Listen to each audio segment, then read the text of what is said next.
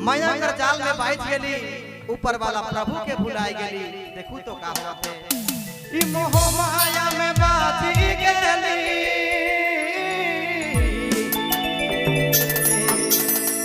मोह माया में बैठ गेली, प्रभु के भुलाए गेली।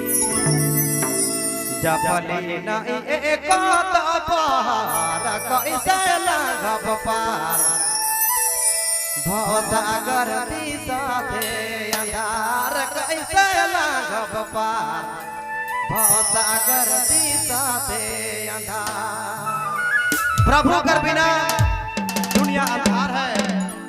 सबसे हम के पार करे वाला, बेड़ा पार करे वाला कोई है तो ऊपर वाला प्रभु है, उनके हमने कभी नहीं भुलाई चाहिए।